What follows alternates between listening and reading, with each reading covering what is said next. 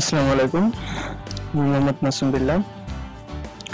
আমরা যখন দ্বিতীয় পর্বে ছিলাম তখন আমরা স্ট্রাকচার নিয়ে কথা বলছিলাম এবং স্ট্রাকচারের মধ্যে এবং মেইনের বডির মধ্যে আমরা দেখেছিলাম ইন্টিজার আই জে কে এবং এটা লোকাল ভেরিয়েবল ডিক্লারেশন। আমি বলেছিলাম এটা সম্পর্কে আমরা পরবর্তীতে জানতে পারবো। আজকে আমরা ঠিক এই জিনিসটা নিয়ে আলোচনা করব। দেখুন, ওটি হচ্ছে যে ডাটা টাইপ। আসলে আমাদের প্রোগ্রাম তৈরি করার প্রধান লক্ষ্য হচ্ছে যে ডাটা নিয়ে খেলা করা, সেটা ডাটাকে প্রসেস করে একটি ডাটা দেওয়া এবং তার পরবর্তীতে অন্য আরেকটি ডাটা আউটপুট হিসেবে দেখা, এবং এর মাঝখানে সবকিছু প্রসেসিং আমাদেরকে প্রোগ্রামের মধ্যে দিয়ে দেওয়া লাগে। অতএব আমাদের ডাটা নিয়ে মেইন খেলা। আমরা আসলে কি কি ডাটা নিয়ে কাজ করি সাধারণত? প্রথমত আমরা বলতে পারি যে আমরা প্রোগ্রামের মধ্যে 5, 6, 7, 8, 9, 10 অর্থাৎ ইন্টিজার টাইপের ডাটাগুলো দিয়ে থাকি। আবার আমরা দশমিক টাইপের ডাটাগুলো দিয়ে থাকি। দেখুন 1.2, 5.5, 5.6 এই ধরনের ডাটা আমরা প্রোগ্রামের মধ্যে দিতে পারি। আবার কি আমরা ABCD এই ধরনের ক্যারেক্টারও ইউজ করতে পারি, এবং আমরা বিভিন্ন ধরনের নাম বা বিভিন্ন বড় বড় সেন্টেন্স ইউজ করতে পারি। যদি এক্ষেত্রে আমরা কোনো ধরনের ডাটা টাইপ ইউজ করতে না পারি, সেক্ষেত্রেও আরেকটি ডাটা টাইপ আছে। আমরা প্রথম থেকে শুরু করি। দেখুন, এটি ইন্ট ডাটা টাইপ অর্থাৎ ইন্টিজার ডাটা টাইপ। এখানে দেখতে পাচ্ছেন একটি পাত্র আছে। এই পাত্রটা আমি মেইনলি বোঝাতে চেয়েছি একটি মেমোরির একটি জায়গা, স্পেসিফিক জায়গা। এই জায়গাটা আমাকে তৈরি করে নিতে হবে প্রথমে, তারপরে আমরা সেই ইন্টিজার অর্থাৎ 5, 6, 7 এগুলা সেই জায়গাটার মধ্যে আমরা স্টোর করতে পারবো। কিন্তু এই জায়গাটাই যদি আমি মেমোরির মধ্যে তৈরি করতে না পারি, সেক্ষেত্রে আমরা এই ইন্টিজার ভ্যালুগুলা দিতে পারবো না বা কোথাও রাখতে পারবো না। সেক্ষেত্রে আমাকে কি করতে হবে? প্রথমে ডাটা টাইপটা বলে দিতে হবে যে আমি কোন ধরনের বা কোন টাইপের ডাটা আমি স্টোর করতে চাচ্ছি, বা আমার যে জায়গাটা লাগবে সেই জায়গাটার মধ্যে আমি কোন ধরনের ডাটা দিব, সেটা হচ্ছে যে ইন্টিজার টাইপের। পরবর্তীতে আমি সেই জায়গাটার নামও বলে দিব। ধরুন এক্ষেত্রে আমরা নামটা ধরেছি এ, অর্থাৎ এক্ষেত্রে যদি আমাদের ইন্টিজার অর্থাৎ ডাটা টাইপ এবং তার পরবর্তীতে নাম অর্থাৎ এ লিখি, তখনই মেমোরির মধ্যে একটা জায়গা তৈরি হয়ে যাবে। সেটি হচ্ছে যে ইন্টিজার ভ্যালু রাখার জন্য ওই স্পেসটা তৈরি হয়ে যাবে। সেক্ষেত্রে আমরা সেই পাত্রের মধ্যে অর্থাৎ জায়গাটির মধ্যে 5, 6, 7 অর্থাৎ ইন্টিজার নাম্বার প্রবেশ করাতে পারবো। এখানে একটা জিনিস বলে রাখা ভালো যে আমরা দেখতে পাচ্ছি ইন্টিজার ডাটা টাইপের সাইজ এখানে দিয়ে রেখেছি 2 অথবা 4 বাইট। এখানে আসলে একটু মতভেদ আছে, কারণ আমরা যেহেতু কাজ করছি কোড ব্লকসে দেখাবে 4 বাইট, আবার অনেক বইতে এবং অনেক আগেকার কম্পাইল গুলাতে 2 বাইট দেখাতো, যার কারণে আমি দুটো উল্লেখ করে রেখেছি। এই জায়গাটা সে টাইপ বলার সাথে সাথে তৈরি করে ফেলবে এবং তার একটা নামও রাখতে হবে। এটা হচ্ছে ইন্টিজার ডাটা টাইপ। এখন দেখুন এখানে লিখেছি ফ্লোট ডাটা টাইপ। ফ্লোট হচ্ছে আরেক ধরনের ডাটা টাইপ, সেটি দশমিক ধরনের ডাটা টাইপ। আপনারা দেখতে পাচ্ছেন এটা ইন্টিজার না, এটা ফ্লোট দশমিক টাইপের। সো আমি যখনই ডাটা টাইপটা বলে দিব এবং নামটা বলে দিব, মেমোরিতে একটা স্পেস তৈরি হয়ে যাবে। এই মেমোরিতে স্পেস তৈরি হবে যাতে আমরা দশমিক জাতীয় সকল সংখ্যা সেই জায়গাটার মধ্যে রাখতে পারি। এবং এক্ষেত্রে আমাদের জায়গাটি তৈরি করার জন্য লিখতে হবে কি ফ্লোট বি। এটা লেখার সাথে সাথে একটা জায়গা তৈরি হয়ে যাবে ফ্লোট টাইপের অর্থাৎ দশমিক টাইপের সকল ধরনের ভ্যালুগুলো আমরা সেই জায়গাটার মধ্যে প্রবেশ করতে পারবো। এক্ষেত্রে ফ্লোটের সাইজ অর্থাৎ মেমোরি তৈরি করার সাইজটা হবে 4 বাইটস এবং ডাবল। এখানে ফ্লোট এবং ডাবল দুইটাই দশমিক টাইপেরই ভ্যালু গ্রহণ করে, কিন্তু ফ্লোট আর ডাবলের মধ্যে পার্থক্য এই ফ্লোট 4 বাইট জায়গা তৈরি করে নেয় এবং ডাবল এক্ষেত্রে তার ডবল অর্থাৎ 8 বাইট জায়গা তৈরি করে নেয়। এক্ষেত্রে দশমিকের পরে অনেক সংখ্যা পর্যন্ত আমরা হিসাব করতে পারবো। ওই জন্য ফ্লোট এবং ডাবল দুইটাই আমরা দশমিক জাতীয় ভ্যালুগুলো গ্রহণ করার জন্য ইউজ করতে পারি। তাহলে আমরা পূর্ববর্তীতে দেখলাম ইন্টিজার, এখন দেখলাম ফ্লোট এবং ডাবল। এখন আমরা আরেক ধরনের ডাটা টাইপ দেখব, সেটা হচ্ছে যে আমাদের বিভিন্ন নাম লেখা, এবিসিডি লেখা, বিভিন্ন আক্ষরিক জিনিসগুলো লেখার জন্য আমাদের আরেকটি ডাটা টাইপ দরকার, সেটি হচ্ছে ক্যারেক্টার ডাটা টাইপ।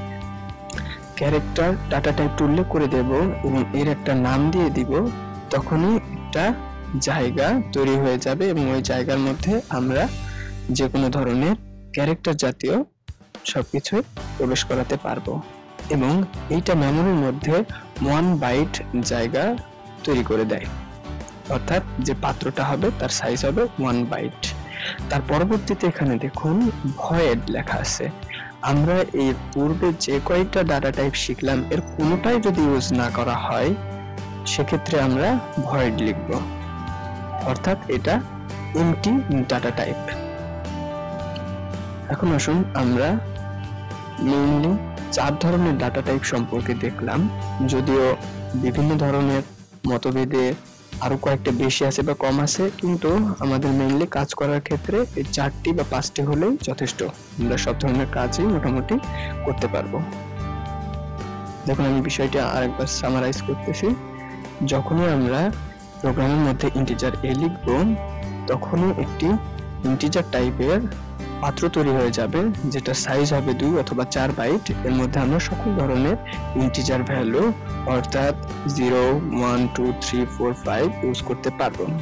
তারপরে দেখুন ফ্লোট এবং বি অর্থাৎ নাম লেখার সাথে সাথে একটি ফ্লোট টাইপের পাত্র তৈরি হয়ে যাবে যার নাম হবে বি, সেটার সাইজ হবে 4 বাইট। এবং পরবর্তীতে দেখুন যখন আমরা ডাবল ডাটা টাইপ নির্ধারণ করে দিব এবং এর নাম দিয়ে দিব সি, তখনই একটি পাত্র তৈরি হয়ে যাবে যেটা টাইপ হবে ডাবল এবং নাম হবে সি এবং এটা সাইজ হবে 8 বাইট। তারপরে দেখুন ক্যারেক্টার, যখনই আমরা ডাটা টাইপ ক্যারেক্টার এবং নাম এ বলে দিব তখনই একটি পাত্র তৈরি হয়ে যাবে যেটা টাইপ ক্যারেক্টার এবং যেটার নাম এ এবং এর সাইজ হবে 1 বাইট। এর মধ্যে আমরা ক্যারেক্টার রাখতে পারবো। এখন দেখুন আমরা প্রোগ্রামের মাধ্যমে বিষয়টা দেখার চেষ্টা করব। যদি আমরা ইন্টিজার টাইপের কোনো একটা পাত্র তৈরি করতে চাই তাহলে এখানে লিখবো int, তারপরে সেই পাত্রটার নাম দেওয়া লাগবে আমার। সেই পাত্রটার নাম দিলাম ধরুন এ এবং এটা সেমিকোলন দিয়ে শেষ করে দিলাম। অর্থাৎ এক্ষেত্রে কি হলো দেখুন যে ইন্টিজার এ বলে একটি পাত্র তৈরি হয়ে গেছে অলরেডি মেমোরির মধ্যে। এখন আমরা প্রস্তুত এর মধ্যে কোনো একটি ভ্যালু রাখার জন্য। এখন ধরুন আমরা একটি ভ্যালু রাখবো a = 10। এখন এর ভিতরে 10 ইনসার্ট হয়ে গেল। যদি মনে করি আমরা ফ্লোট টাইপের রাখবো সেক্ষেত্রে কি করব, ফ্লোট একটি নাম দিব তার বি এবং এক্ষেত্রে একটি ফ্লোট টাইপের পাত্র তৈরি হয়ে গেল এবং এর নামটা দেওয়া হয়েছে বি এবং পাত্রটির নাম হয়ে গেছে বি। এখানে 4 বাইট জায়গাও তৈরি হয়ে গেছে। এখন আমরা ready to insert a value. ধরুন বি = 10.11 ধরলাম। ওকে, তাহলে এর মধ্যে 10.11 ইনসার্ট হয়ে গেল। এখন দেখুন আমাদের দুই ধরনের হলো, একটি হচ্ছে ইন্টিজার আর একটি ফ্লোট। এখন থার্ড আমরা বলেছিলাম ডাবল সম্পর্কে এবং ডাবলে যেটাই দেওয়া হবে সেটাই একই ধরনের মোটামুটি কাজ করবে ফ্লোটের মতো। আমরা দিয়ে দেখি double ডাবল সি। আমরা একটি জায়গা তৈরি করলাম এবং তার সাইজ হলো 8 বাইট এবং এর মধ্যে আমি যদি ভ্যালু দেই ধরুন 10.1111, এক্ষেত্রে এই পাত্রটার মধ্যে এই ভ্যালুটা ইনসার্ট হয়ে গেছে। এখন আমরা আরেকটা শিখেছিলাম সেটা হচ্ছে ক্যারেক্টার টাইপের। দেখুন ক্যারেক্টার টাইপের আমাকে দেওয়ার জন্য CHAR অর্থাৎ টাইপটা লেখা লাগবে এবং তার একটি নাম দেওয়া লাগবে। ধরুন এর নাম দিলাম ডি। এক্ষেত্রে একটি ক্যারেক্টার টাইপের পাত্র তৈরি হয়ে গেল এবং যার নাম দেওয়া হয়েছে ডি। ধরুন এর মধ্যে আমরা একটি ভ্যালু দিব ডি ইকুয়াল টু, একটু খেয়াল করার বিষয়, এর আগে আমরা ভ্যালু দেওয়ার জন্য সরাসরি 10, 10.11, 10.1111 ইউজ করেছি, কিন্তু যদি আমরা কোনো একটা ক্যারেক্টার ইউজ করতে চাই অবশ্যই একটি সিঙ্গেল কোটেশন দেওয়া লাগবে। সিঙ্গেল কোটেশনের মধ্যে যে ক্যারেক্টারটা দিতে চাই সেটা দেওয়া লাগবে এবং সেমিকোলন। এক্ষেত্রে আমার কি হলো, চারটা পাত্র তৈরি করেছি আমরা। একটা পাত্র যার নাম এ, দুইটা পাত্র যার নাম বি, তিনটা পাত্র যার নাম সি, চারটা পাত্র যার নাম ডি। এবং প্রথম পাত্রে আমি 10 দিয়েছি ভ্যালু, দ্বিতীয় পাত্রে ফ্লোট টাইপের দিয়েছি 10.11, 3 নম্বরটাই দিয়েছি আমরা 10.1111 এবং 4 নম্বর পাত্রে আমরা রেখেছি বি। এখন আমরা খুব সুন্দরভাবে 4 ধরনের ডাটা টাইপের 4 ধরনের ভ্যালু ইনসার্ট করা শিখলাম, কিন্তু বিষয় হচ্ছে যে এই জিনিসটা আমার এখন আউটপুটে দেখানো লাগবে। তাহলে আমি এখন আউটপুটে কিভাবে দেখাবো, আসুন দেখি কিভাবে আউটপুট দেখে। আমরা এর আগে প্রিন্টএফ সম্পর্কে কথা বলেছিলাম, সেই প্রিন্টএফে ফিরে যাব। প্রিন্টএফ এবং ডাবল কোটেশনের মধ্যে %d। কেন আমরা %d লিখলাম? যখন আমরা কোনো ইন্টিজার ভ্যালু প্রিন্ট দেখতে চাবো তখন সেখানে ইউজ করব %d। এবং ডাবল কোটেশনের বাইরে কমা এবং ভেরিয়েবলের নাম, এটা দিলে আমাদের ওই ভ্যালুটা প্রিন্ট করে দেখাবে এবং লাস্টে সেমিকোলন। ঠিক তেমনি ভাবে আমরা যখন ফ্লোটের বের করতে যাব তখন আবার আরেকটা বিষয় আছে, প্রিন্টএফ